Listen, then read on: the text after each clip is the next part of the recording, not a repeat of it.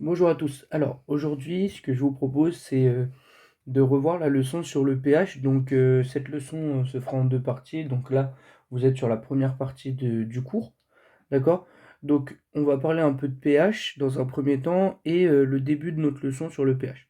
Donc il faut savoir que le pH, d'accord, c'est un nombre qui va être forcément sans unité, d'accord? Oui, c'est un peu spécial. On vous rappelle tout le temps les unités lorsque vous êtes en physique-chimie, mais là, ça va être sans unité. Et en fait, le pH, c'est aussi une valeur. En fait, c'est une valeur qui va être comprise, vous, au collège, entre 0 et 14. Voilà. Donc, c'est sans unité. Quand vous parlez de pH, vous dites pH égale à 1, pH à 1,2, pH à 12, pH à 13, pH à 13,2. Vous pouvez mettre un nombre à virgule, mais il n'y a pas d'unité après. Voilà. En fait, le but du pH, pourquoi ça a été inventé et à quoi ça sert, en fait, c'est grâce au pH qu'on peut déterminer si une solution, elle va être soit acide, d'accord, soit acide, soit neutre, dans d'autres cas, soit neutre, soit basique. Voilà. Le pH, c'est ça. C'est soit acide, soit neutre, soit basique. Et grâce à quoi? Grâce aux valeurs qu'on va trouver sur le pH. Et on va le voir juste après, de toute façon, comment est-ce qu'on peut faire pour trouver la valeur d'un pH. Du pH, pardon. Donc, vous avez deux méthodes expérimentales, d'accord, pour trouver cette valeur de pH. Dans un premier temps, vous avez le papier pH. Là, vous le voyez. Le papier est juste là. Je vais vous le mettre en rouge, là. C'est ça. C'est le petit ruban que vous voyez là. Et grâce au nuancier de couleur, vous allez pouvoir, grâce au changement de couleur, lorsque vous le faites rentrer en contact, le papier de pH, avec une solution, vous allez pouvoir vous permettre de dire, ah bah tiens, ça change de couleur, ce sera plus 1 ou peut-être 14 ou peut-être 8 ou peut-être 5. Je vous ai fait une vidéo déjà expérimentale là-dessus pour vous expliquer comment ça fonctionnait. Et dans un second temps, vous allez aussi avoir le pH mètre où là, vous allez plonger, je vais vous le mettre en rouge aussi, vous allez plonger une sonde dans une solution, d'accord? Et ensuite, vous obtiendrez donc la valeur du pH sur l'écran tout simplement. Voilà, en fait, c'est ça.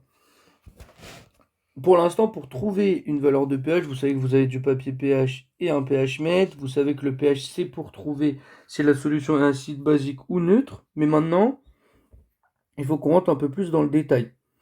En fin de compte, ce qui rend une solution acide, c'est la présence d'ions H+. Les ions H+, ils s'appellent les ions hydrogène. D'accord? Ce sont des ions hydrogène.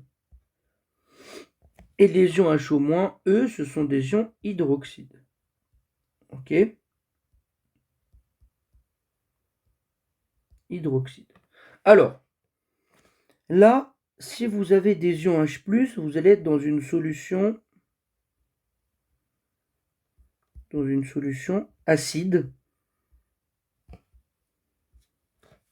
Et si vous êtes avec plus d'ions hydroxyde, vous allez être dans une solution basique. Voilà. Donc, on va être bien dans le cas, si c'est HO- qui est plus grand, donc il y en a plus que H+, c'est basique. Si par contre H+, il y en a plus que HO-, ce sera acide. Mais par contre, si vous avez quelque chose qui va faire autant d'ions H+ que d'ions HO-, alors ce sera neutre, les jeunes. Ce sera une solution neutre. Voilà. Donc déjà, c'est ce qu'il faut que vous reteniez un peu de toutes ces valeurs. Maintenant, je vous ai mis ce qu'on appelle là une échelle de pH. C'est une échelle de pH. Vous retrouvez sur un axe de 0 à 14. Pourquoi? Parce que le pH va de la valeur de 0 à 14. Là, au niveau du 7, on sait que c'est neutre toujours. D'accord? Et maintenant, je vais vous expliquer que lorsque vous avez une solution qui va de 0 jusqu'à 6, vous allez avoir une solution acide. D'accord? Et là, si vous allez de 8 à 14, vous allez avoir une solution basique. Je vais juste enlever ça. Donc, solution basique. D'accord? Maintenant, là, je vous ai mis de plus en plus. De plus en plus quoi? En fait, là, au niveau du neutre, juste ici, je vais vous le mettre en dessous pour que vous compreniez mieux. Au niveau du neutre, là, vous êtes dans quelque chose qui va pas être nocif pour la santé. Et plus vous allez vous rapprocher du zéro, plus vous allez avoir quelque chose d'acide. Donc, de plus en plus acide. Et pareil, mais dans l'autre sens, pour les solutions basiques, près de 7, vous allez être sur quelque chose de peu basique, d'accord?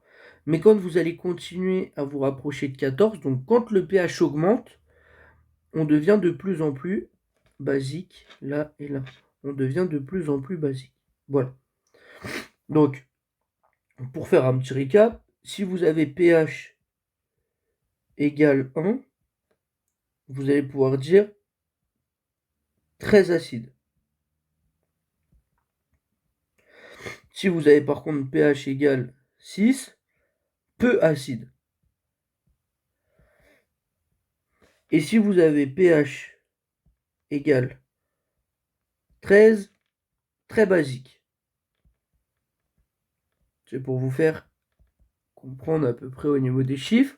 Et si vous avez donc pH égale, on va dire 8, on va dire que c'est peu basique. Voilà. Donc, pour cette première partie, c'est tout ce que je voulais que vous compreniez.